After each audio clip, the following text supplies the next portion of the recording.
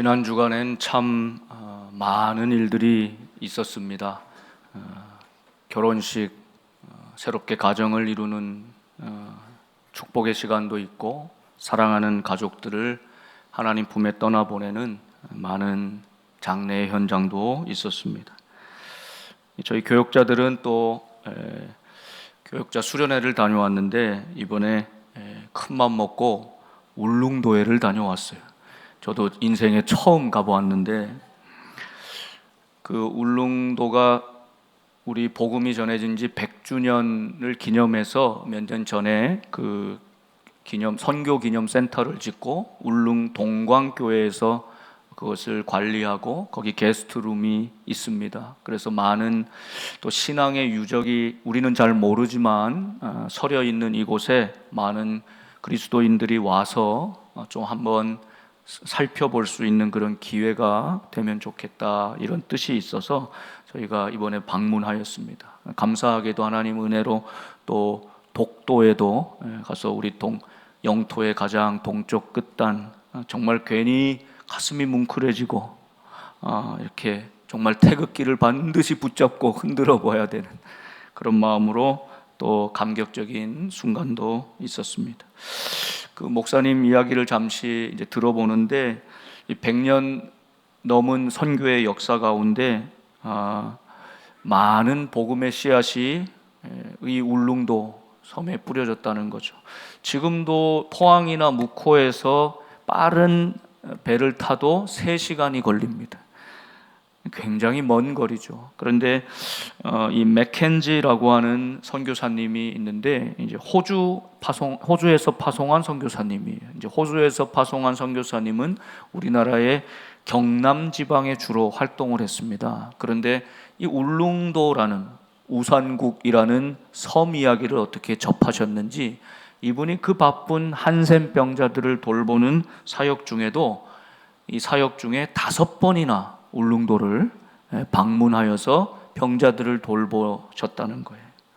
그래서 그분의 선교의 씨앗이 뿌려져 있는 곳이다. 그리고 이 울릉 동광교회에는 들어가자마자 3분의 이렇게 기념비가 세워져 있는데, 주낙서 목사님, 그리고 오우석 조사, 백만술 영수님, 이 3분이 복음을 전하러 이 산속을 가시다가 폭설이 내리니까, 날씨 변화가 아주 많은데 폭설에 갇혀서 그만 구조당하지 못하고 그 자리에서 다 순교하셨어요. 이것을 나중에 알고 총회가 순교자로, 순직자로 제정하기도 하였습니다. 신사참배에 반대하면서 피신하여 울릉도에 가서 또 복음을 전했던 목사님의 그 복음의 씨앗이 아직도 거기에 자라나고 있는 것이죠. 가장 낮은 곳, 가장 먼 곳, 가장 힘든 곳을 자발적으로 선택해서 그곳에 발걸음을 했던 믿음의 선배들이 있었기에 이 100년 넘은 역사에 사람은 점점 줄어간대요. 지금 울릉도에 8,600명 정도 주민들이 사는데 교회는 36개가 있답니다. 굉장히 많은 복음의 씨앗이 뿌려진 곳이다라는 것을 알게 되었습니다.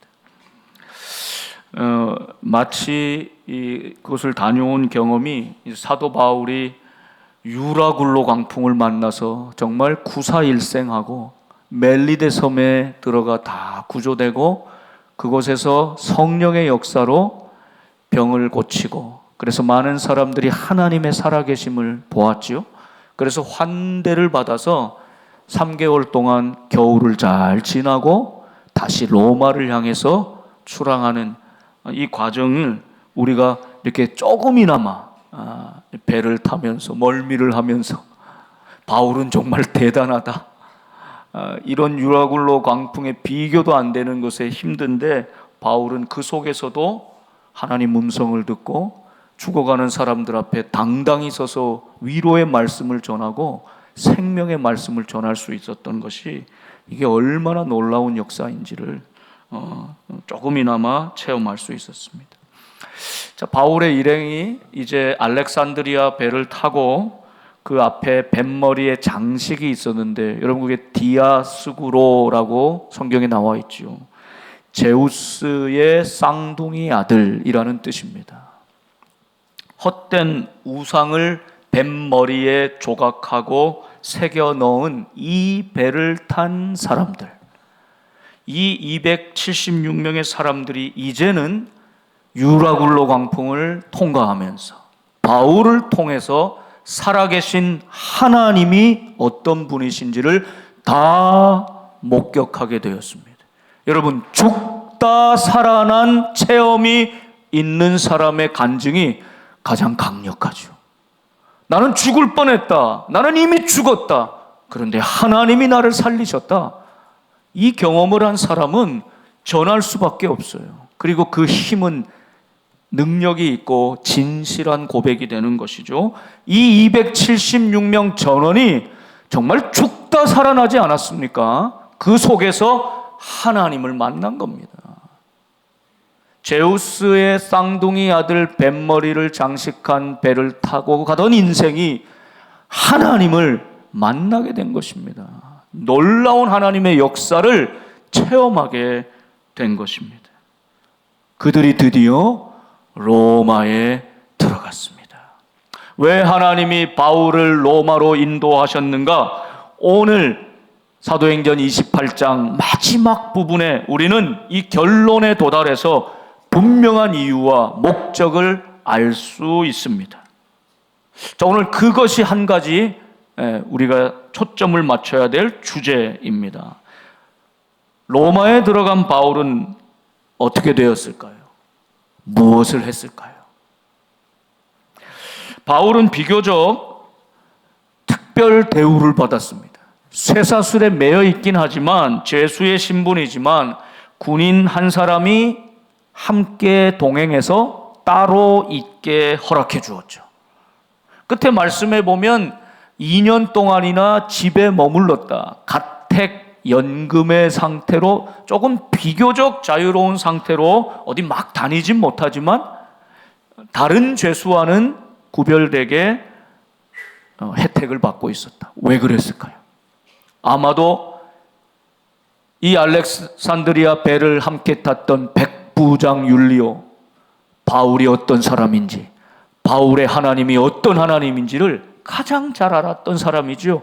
그가 아마도 조금 선처를 구하지 않았을까 생각하게 되는 거예요. 아무튼 바울은 비교적 자유한 상태로 가택 구금대에 있었다는 것입니다. 그리고 바울이 제일 먼저 한 것은 로마에 가 있던 유대인 지도자들을 청하여 부르는 일이었습니다. 내가 그들을 직접 만나고 혹시 나에 대하여, 내가 전하는 예수님에 대하여 오해하고 있는 내용이 있다면 내가 그것을 바로잡기를 원한다. 그래서 그들에게 바른 복음 예수님을 전하기를 원한다. 그래서 유대인 지도자들을 불렀습니다.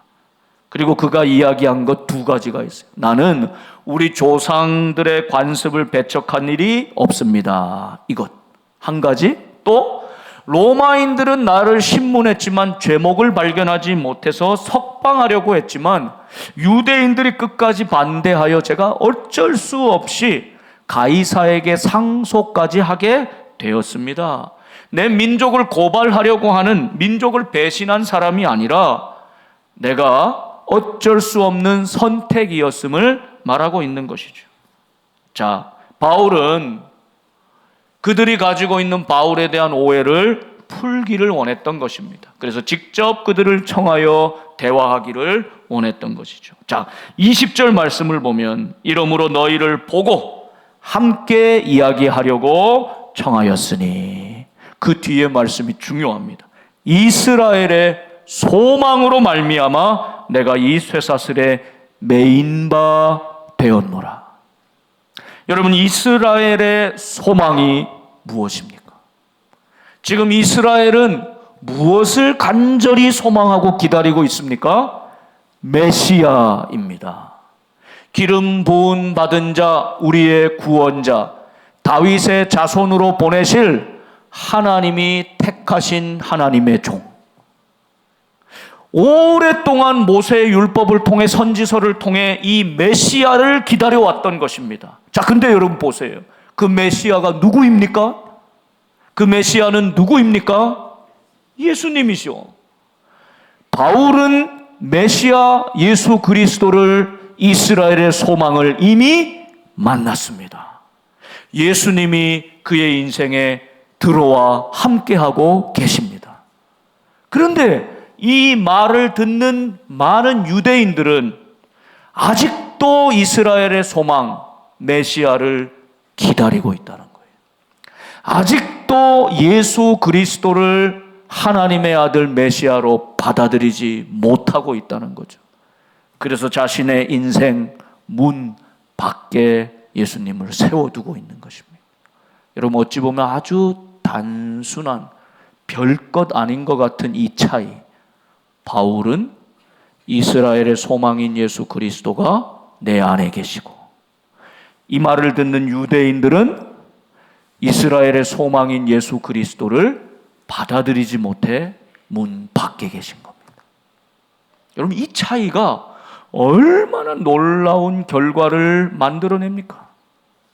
여러분, 바울은 이스라엘의 소망, 즉 예수 그리스도 메시아, 그분으로 말미암아 내가 그분을 사랑하고 그분을 만나고 그분을 전하는 삶을 살았는데 결과적으로 어떻게 됐어요? 이 쇠사슬에 매인 바 되었다. 여러분, 예수님 믿으면 모든 게 잘 풀립니다. 왜 아멘을 안 하시죠? 그럴 수도 있지만 그렇지 않을 수도 있죠. 예수님 믿으면 모든 것이 다 잘 될 줄 알았는데 그렇지 않을 때도 있다는 것입니다. 바울은 지금 그것을 온몸으로 경험하고 있잖아요. 이스라엘의 소망, 예수 그리스도, 그분이 내 소망이 되었는데 그것 때문에 내가 이렇게 쇠사슬에 매인 바 되었다. 그러나 바울은 그 예수님을 향하여 원망하는 마음이 전혀 없습니다. 왜? 그 예수님이 지금도 나와 함께 하시고 나의 소망이 되시기 때문이죠. 여러분, 바울이 얼마나 사실 인간적으로 억울합니까? 죄 명도 아직 몇 년 동안 나오지 않았는데 죄수의 신분으로 억울하게 잡혀 있는 것입니다. 여러분, 매인 자의 소망은 무엇이겠습니까? 쇠사슬에 붙들려 있는 인생에 유일한 소망이 있다면 무엇입니까? 풀려나는 거죠. 빨리 풀려나는 거죠. 여러분, 질병의 쇠사슬에 매여 있다면 빨리 낫기를 원하죠. 채무 때문에, 부채 때문에, 물질적인 압박 때문에 그 쇠사슬에 매여 있다면 빨리 이게 좀 해결되기를 원하죠. 어떤 분 사람과의 갈등, 관계의 어려움 때문에 마음에 늘 부담이 되고 마치 쇠사슬에 매여 있는 것 같다면 빨리 그 문제가 좀 해결돼서 화해하든지 풀려지든지 그렇게 되기를 원하죠. 여러분, 이게 매여 있는 자의 소망 아니겠습니까? 여러분, 오늘 바울을 가만히 생각해 보면 예수님, 그 소망 때문에 오히려 갇힌 인생이 되었다. 매인자가 되었다. 그런데 이 매인자의 소망은 풀려나는 것인데 바울의 소망은 그것이 아니었습니다. 풀려나는 것은 하나님의 소관이다. 언제 그렇게 될지 나는 알지 못한다. 그러므로 나는 지금 비록 매여 있을지라도 나의 유일한 소망은 내 속에 있는 이 예수님을 전하는 것, 간증하는 것, 바로 이것이다. 여러분, 이것이 오늘 바울의 매여 있는 자의 유일한 소망이었던 것입니다. 사실은 그분 때문에 내가 매였다, 억울해할 만도 한데, 참지 못할 만도 한데, 바울은 눈을 열어서 잡혀있는 내 인생 빨리 풀려나가기를 바라는 이 소원에만 매여있는 인생이 아니라 하나님이 나를 향하신 더 큰 그림, 이스라엘 민족과 이 로마의 나를 인도하셔서 세계의 중심부인 이 로마에 정말 예수 그리스도의 복음의 능력을 전하여 땅 끝까지 복음이 전해지는 이 놀라운 역사를 나는 비록 매여 있어도 오히려 복음의 기회로 삼아 이 사람들에게 전하는 이 놀라운 하나님의 큰 그림, 큰 섭리의 역사를 바울은 보고 있었던 것입니다. 사랑하는 여러분, 오늘 우리가 어떤 쇠사슬에 매여 있습니까? 예수님 믿고 예수님 섬기고 예수님 따르고 심지어 예수님 때문에 억울한 일을 당하고 참아야 되고 쇠사슬에 매여 있는 것 같아 할지라도 여러분, 빨리 여기서부터 풀려나는 것만이 우리의 소망이 아니라 더 크고 놀라운 하나님의 계획이 있다, 섭리가 있음을 발견하면서 지금 잠시의 고난과 어려움을 잘 이겨나가는 저와 여러분의 삶이 될 수 있기를 간절히 바랍니다. 이것이 바울의 믿음이었던 것이죠. 여러분, 간혹 병원에 입원하신 성도님들 찾아서 이렇게 찾아뵙고 기도하면은 그런 말씀하실 때가 많아요. 목사님, 제가 너무 바쁘게 분주하게 살았는데 이렇게 꼼짝달싹할 수 없이 병원에 있다 보니까 휴가를 얻은 것 같아요. 이게 가장 많은 반응. 그리고 제가 할 수 있는 것이 기도밖에 없어요. 할 수 있는 것이 말씀 듣고 말씀 듣는 것밖에 없어요. 여러분, 그렇다면 이 질병에 매여 입원해 계신 이분이 지금 복입니까? 화입니까? 한번 생각해 보세요, 여러분.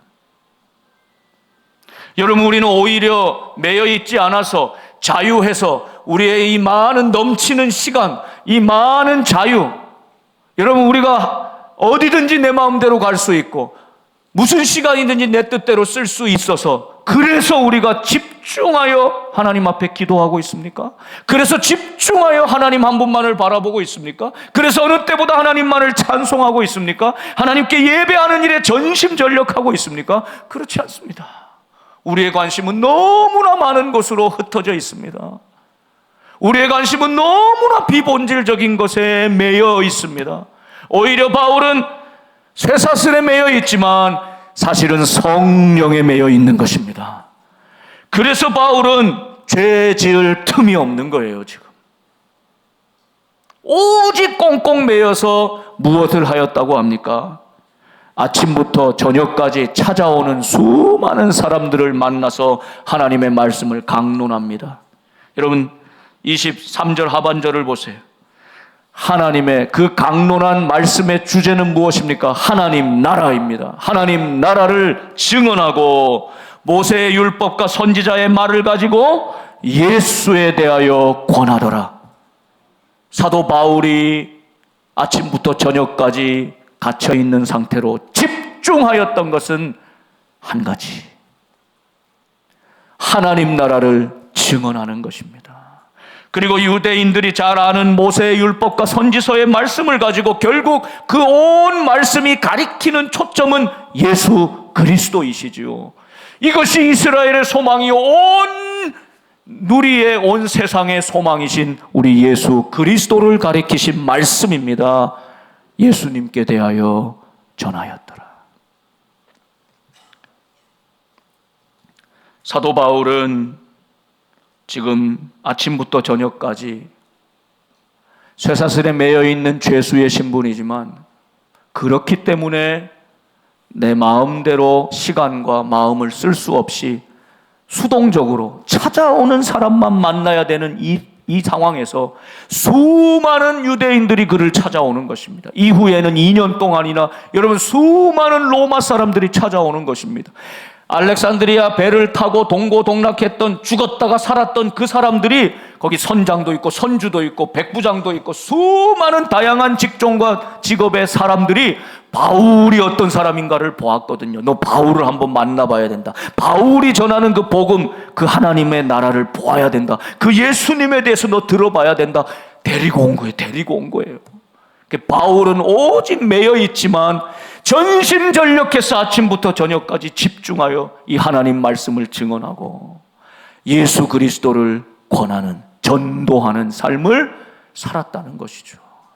여러분, 이게 얼마나 놀라운 일입니까? 그리고 우리 자신을 돌아보게 되는 것입니다. 우리는 너무나 자유해서 너무나 많은 시간과 물질과 내가 할 수 있는 자유를 가지고 있어서 그 자유로 예수 그리스도를 내 삶으로 말로 전하고 있는가? 여기에서 얼마나 멀리 떠난 삶을 살아가고 있는가?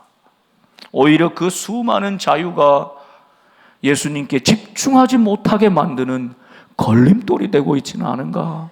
오늘 바울의 삶을 돌아보면서 내 삶을 비추어 보게 되는 것이죠. 바울이 이렇게 복음을 전하면 모든 사람들이 다 믿으면 좋겠지만 그때도 여전히 믿는 사람도 있고 믿지 아니하는 사람도 있었다. 성경 말씀합니다. 그래서 서로 맞지 아니하여 흩어졌다 말씀하고 있습니다. 바울이 이 모습을 보면서 여러분, 우리도 복음을 전하고 힘써서 애써서 기회를 봐서 예수님 말씀을 전하면 참 안 믿을 것 같은데 믿는 사람도 있고 믿을 것 같은데 안 믿는 사람도 있죠. 그 믿지 않는 사람들의 수수께끼, 바울에게는 유대인들이 그런 거죠. 가는 곳마다 유대인들에게 복음을 전하고 회당에 가서 전하고 지금도 유대인들에게 복음을 전하고 있는데 믿는 사람도 있고 믿지 않는 사람도 있는 거예요. 이 놀라운 신비를 어떻게 풀을 수 있을까? 이사야 6장의 말씀을 깨달은 것입니다. 듣기는 들어도 깨닫지 못하는 사람이 있고 보기는 보아도 알지 못하는 인생이 있더라는 것입니다. 똑같이 보는데 알지 못해요. 똑같이 듣는데 도무지 깨닫지 못해요. 왜 그렇습니까? 마음이 우둔하여져서 귀로는 둔하게 듣고 그 눈은 감았으니, 이건 무엇입니까? 육적으로는 열려 있지만 영적인 의미에서는 둔감해지고 죽었다 이것입니다. 그래서 이는 눈으로 보고 귀로 듣고 마음으로 깨달아 돌아오면 내가 고쳐줄까 함이라.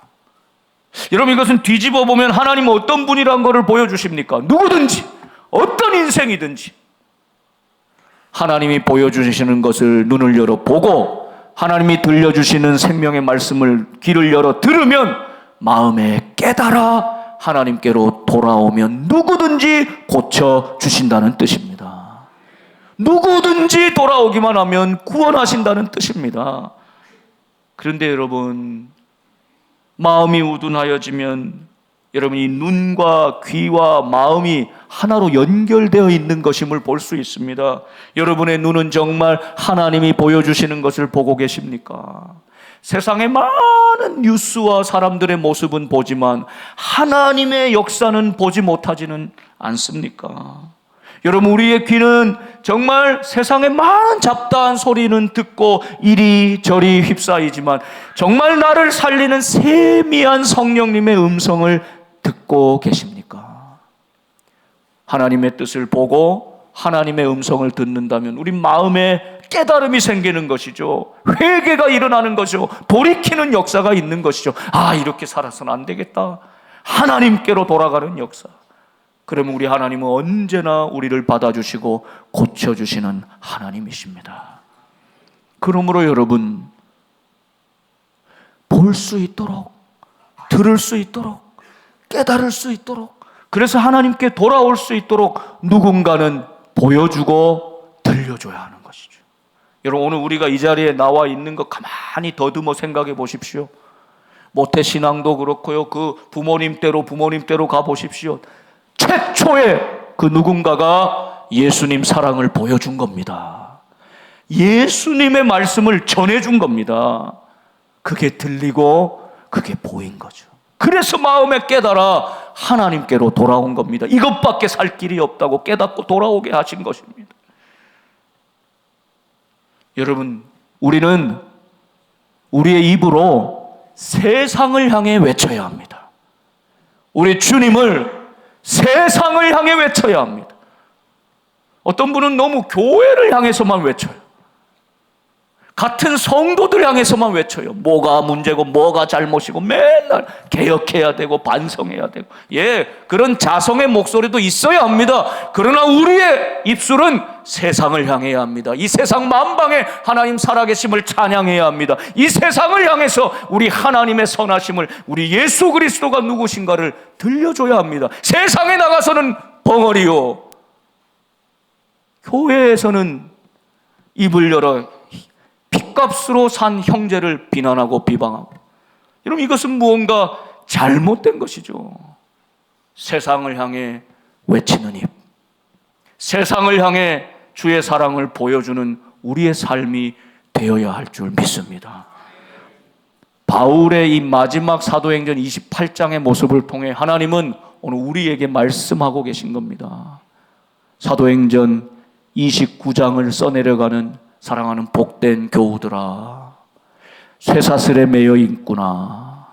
그러나 진짜 너를 붙들고 매고 있는 것은 성령님이시니 바울처럼 빨리 풀려나기를 원하는 삶이 아니라 매여 있더라도 내가 해야 할 것, 주의 사랑과 복음을 전하는 일, 여기에 집중하는 주의 사람들이 되라고 말씀하시는 것입니다.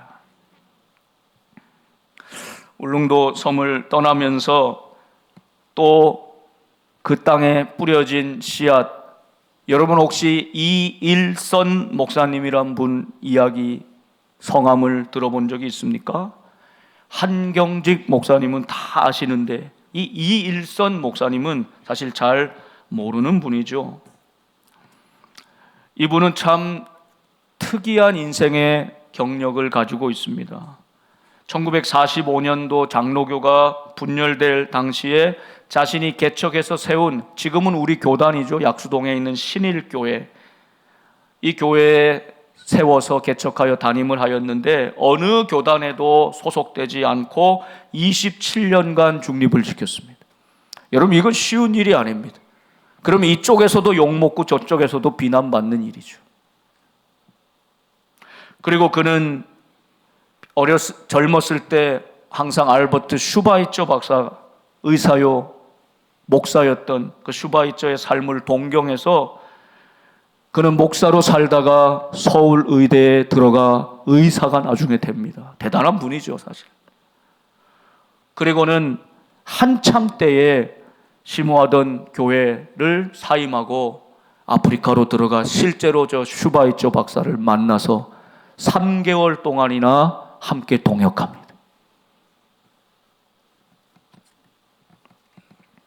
그리고 다시 돌아와 그는 울릉도에 들어갑니다.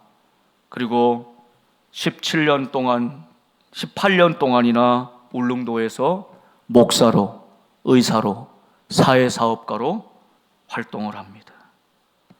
그는 온전한 복음주의자였을 뿐만 아니라 꿈을 잃지 않는 현실적인 이상주의자였습니다. 그가 어떤 인터뷰에서 자신의 삶을 돌아보며 이렇게 고백하였습니다. 내 삶은 등에는 십자가가 있다. 그러나 내 입술에는 언제나 노래가 있습니다. 찬송이 있습니다. 그래서 지금 신일교회 그 배요한 목사님이 이 이일선 목사님을 좀 한국교회에 소개해야 되겠다 해서 등에는 십자가, 입에는 노래. 이 귀한 책을 써서 여러 신뢰와 위상이 추락해가고 있는 이 한국 교회에 이런 이일선 목사님 같은 분이 계셨고, 우리도 예수 그리스도를 중심으로 살아가면 등에는 십자가 지고 입술에는 끊임없이 찬송과 노래가 나오는 쇠사슬의 매인 자의 유일한 소망, 예수 그리스도. 그분을 때를 얻든지 못 얻든지 전하는 책임은 나에게 있다. 여러분, 사랑하는 자녀들을 위해, 이웃을 위해 부지런히 주님의 사랑을 뿌립시다. 주님의 이름을 전합시다. 씨는 우리가 뿌리는 것입니다. 거두는 것은 하나님께 달려 있는 것입니다. 그러나 우리가 뿌리지 않으면 하나도 거둘 수 없습니다. 도전하지 않으면, 시도하지 않으면 아무 일도 나타날 수 없습니다.